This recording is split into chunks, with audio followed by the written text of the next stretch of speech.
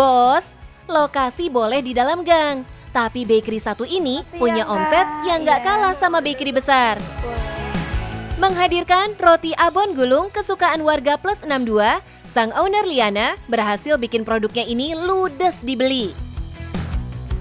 Halo bos, perkenalkan nama saya Liana Wati, owner dari Excel Bakery. Di sini saya jualan berbagai macam roti, terutama yang bestseller roti abon gulung. Rasanya juga bermacam-macam ya, ada abon nori, nori pedes, ori, abon sapi, ada abon ayam original juga. Penasaran? Tetap di Cuan Bos!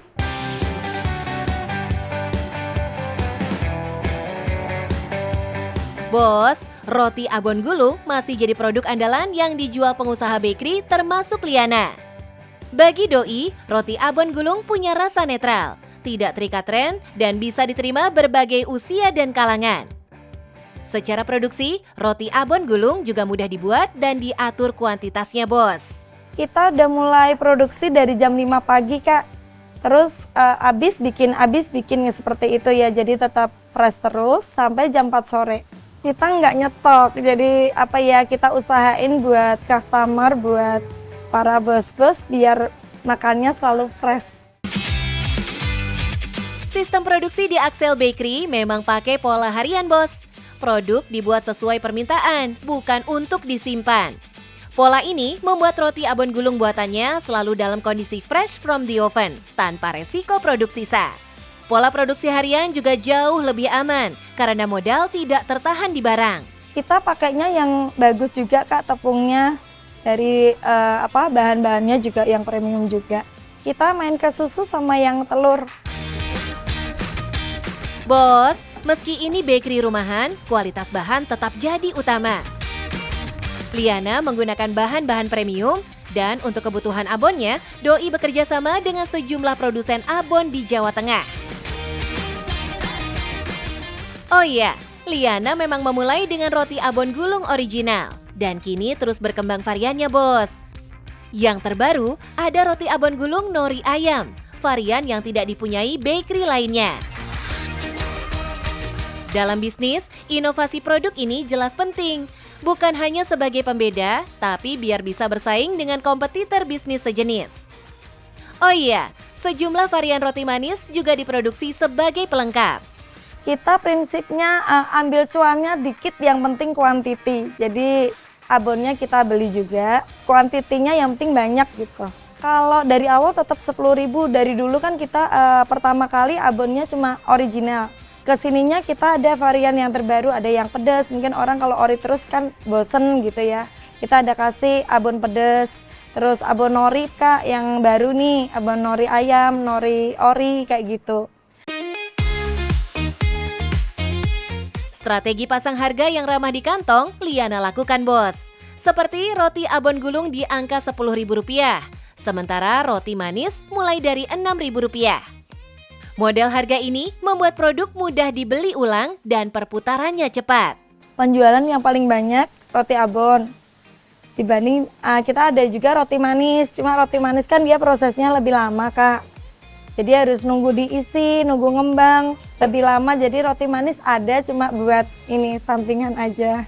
Kalau hari biasa itu 800, tapi kalau misalnya ada pesanan kayak kemarin, Kak, Natal, itu Natal tahun baru itu sampai 1.500 per hari. Jadi kita sampai tutup karena overload. Bos, dengan harga Rp10.000 dan penjualan harian di kisaran ratusan roti, Liana bisa raup cuan sampai 15 juta per hari. Ini menunjukkan meski harganya murah, kalau volume penjualannya ribuan, omsetnya tentu bakal besar, bos.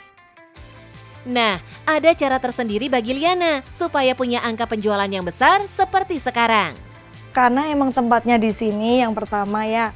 Yang kedua, walaupun masuk tapi ya dekat sekolahan kayak gitu. Kita promosinya dari mulut ke mulut, mungkin orang udah coba cocok rasanya, jadi banyak yang reseller buat dijual lagi. Tuh bos, lokasi boleh dalam gang, tapi sekelilingnya ada sekolah, dekat pula dengan pemukiman. Potensi pasarnya besar banget, bos. Bahkan, Liana membuka model bisnis reseller loh, bos. Iya, pernah Kak. Kita terima orderan tuh dari Rumah Sakit Sumber Waras, itu juga pernah. Dikirim ke Monas 1.000 roti, juga pernah. Di titik ini, Axel Bakery jadi usaha rumahan dengan pola kerja yang terstruktur. Dengan segala yang udah dicapai, Liana jadi ingat saat awal merintis bisnisnya ini dulu. Doi nggak punya skill baking loh, Bos. Dari awal sebenarnya basicnya bukan baking ya Kak. Jadi kita masakan dulu, masakan rumahan kayak gitu. Jual door to door kayak gitu. Terus kesininya coba deh roti, kita bikin roti. Biasa Kak lewat TikTok ya lihat. Terus nemu yang cocok, kita bikin. Dari pertama ya sedikit dulu Kak, dari 72 roti kayak gitu. Terus kita titipin ke toko, titipin sama tetangga sekitar pada beli. Tuh bos, mulai dari coba-coba, malah keterusan dan hasilin cuan yang no play-play banyaknya.